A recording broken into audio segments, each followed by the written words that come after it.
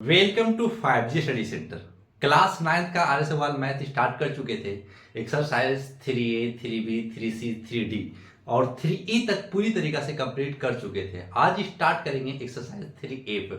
और exercise 3A पे दो फार्मूला पे ये बेस्ड है। ये क्वेश्चन जितना अगर दो फार्मूला आपको समझ में आ जाएगा उसी फार्मूला पे ये एक्सरसाइज 3A पूरी तरीका से कंप्लीट हो जाएगा। ऐसा नहीं कि इस चैप्टर में बहुत भारी है, फार्मूला यूज कीजिएगा और पट पट आंसर बनाकर दे दीजिएगा। कहा है कि इसमें सिर्फ फार्मूला का ही यूज हुआ है। अगर आप एक्सरसाइज 3 देखे होंगे तो जिस एक्सरसाइज का रहता है फार्मूला उस एक्सरसाइज चालू करने से पहले हम आपको फार्मूला लिखा फार्मूला है, उस फार्मूला को बढ़िया से दिमाग में लोड कीजिएगा। तो चलिए स्टार्ट करते हैं एक्सरसाइज 3A। फार्मूला क्या है सर? तो फार्मूला लिखिएगा, पॉइंट दे लीजिएगा और किनारे लिख लीजिएगा। कहे कि यही दो फार्मूला का यूज होकर ये पूरा क्वेश्चन बनेगा। जैसे में a cube plus b cube का इस्तेमाल कीजिए तो a cube plus b cube का फार्मूला होता है a plus B into A square. यहां प्लस है ना, इस जगह पे माइनस हो जाएगा, a b plus b square. ये फर्स्ट फार्मूला हुआ। ये फार्मूला पे आधा क्वेश्चन बन जाएगा और दूसरा फार्मूला पे भी आधा क्वेश्चन समाप्त हो जाएगा। जैसे A cube minus B cube cube और A cube minus B cube. तो लिखिएगा A cube minus B cube का फार्मूला होता है A minus B into A square. इस जगह पे माइनस था ना, तो माइनस वाला में आप प्लस कर लीजिएगा ए बी, बस a b plus b square. और यही दो फार्मूला पर एक्सरसाइज 3A पूरी तरीका से कंप्लीट हो जाएगा।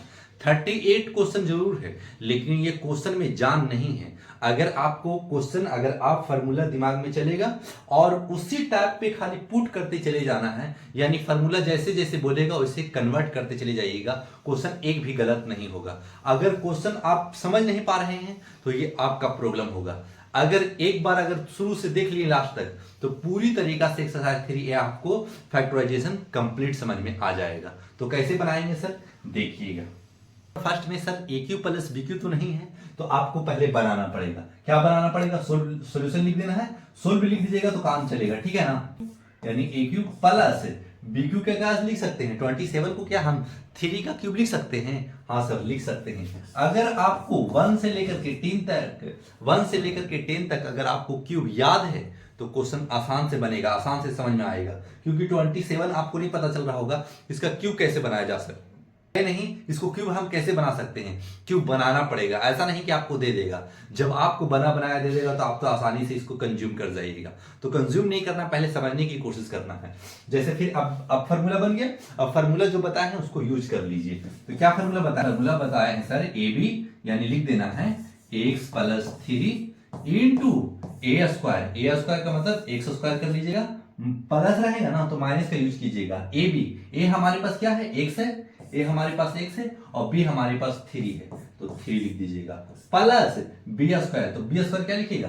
3 का स्क्वायर लिखिएगा। और ये थोड़ा कैलकुलेशन हो गया और इसको कर दीजिएगा। अब इसको कर लीजिए सिंपलिस्ट फॉर्म में। सिंपलिस्ट फॉर्म में कैसे करेंगे सर? तो x प्लस 3 लिख लीजिए into x square minus 3x plus 9, और ये हो गया आपका right answer. Question number first बनकर तैयार हो गया। ऐसा ही क्वेश्चन बनाया जाता है, ऐसा कुछ भारी है नहीं। क्या आप इसको नहीं बना सकते? बनाना इजी है, सिर्फ समझने की कोशिश कीजिएगा। अगर फर्स्ट से समझा रहेगा क्वेश्चन आसान से बनता चला जाएगा। अब चलते हैं क्वेश्चन नंबर सेकेंड में। ठीक है सर, लिख सकते हैं इसको 3A का क्यूब कर सकते हैं? हाँ सर कर सकते हैं, क्योंकि 3 का क्यूब 27 हो जाएगा और a क्यूब हो जाएगा। क्लियर? हाँ सर क्लियर है। तो अब लिखिएगा प्लस है तो प्लस लीजिए। और ये 64 किसका क्यूब होता है? सर 64 8 का तो स्क्वायर होता है, तो 4 का क्यूब भी होता है। सर क्यूब कैसे आप निकाल सकते हैं? लेकिन 4 का क्यूब 4 यानी जितना पावर आता है ना उतना बार आप मल्टीपल कर दीजिएगा, वही क्यूब कहलाता है।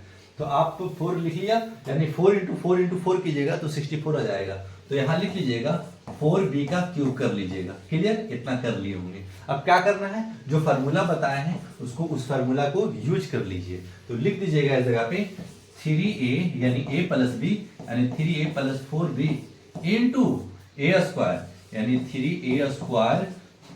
देखिए प्लस है ना, इस जगह माइनस का यूज कीजिएगा। तो a plus B into A square minus A B. Minus A कितना है? 3a और b हमारे पास क्या है? 4b। और प्लस बी स्क्वायर हमारे पास 4b का होल स्क्वायर कर लीजिएगा। क्लियर? हाँ सर क्लियर है। अब लिख लीजिएगा 3a प्लस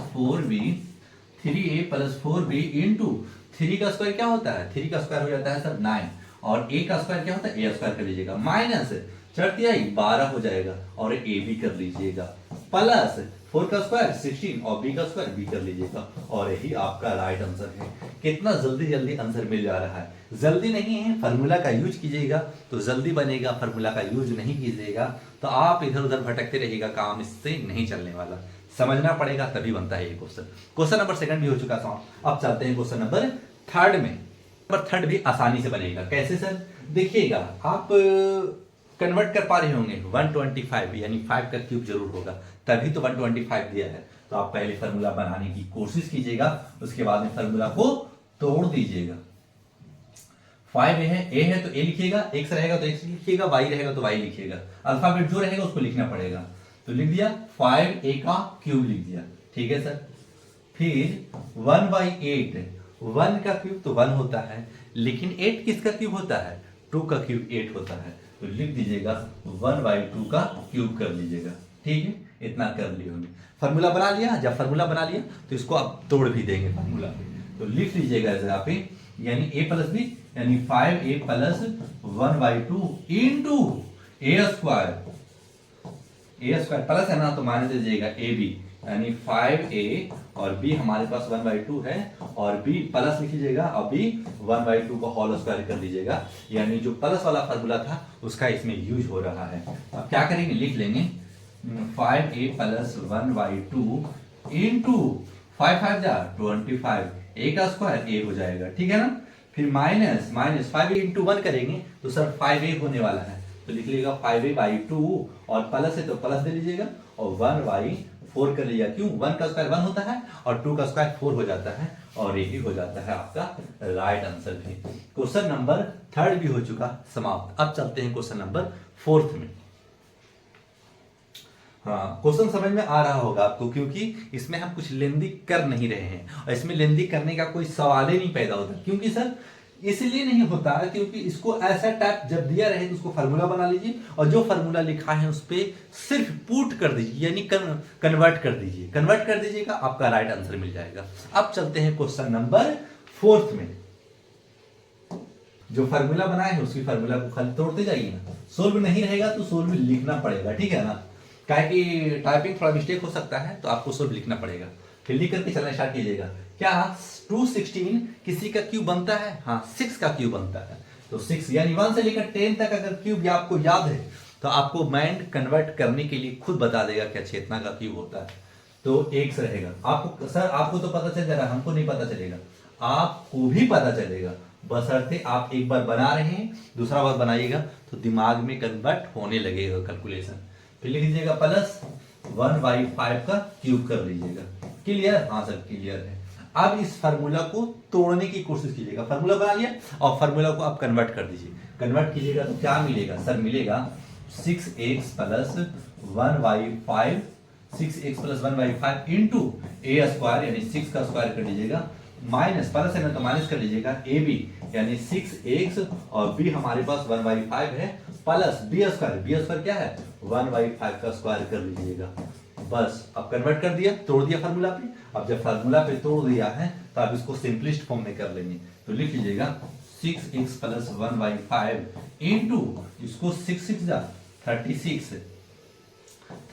x स्क्वायर कर लीजिएगा। काहे कि 6 का स्क्वायर 36 हो जाता है माइनस 6x इंटू 1 करिएगा तो 6x आएगा तो 5 दे दीजिए। और इस जगह पे क्या है? इस जगह पे सर 1/5 का स्क्वायर है तो 1/5 का स्क्वायर 125 आ जाएगा। क्योंकि 1 का स्क्वायर 1 हो जाता है और 5 का स्क्वायर 25 हो जाता है और यही आपका राइट आंसर है। यानी क्वेश्चन नंबर 4 भी हो चुका समाप्त। समझ में आ रहा होगा तो लाइक सब्सक्राइब कीजिएगा। अब चलते हैं क्वेश्चन नंबर 5 में।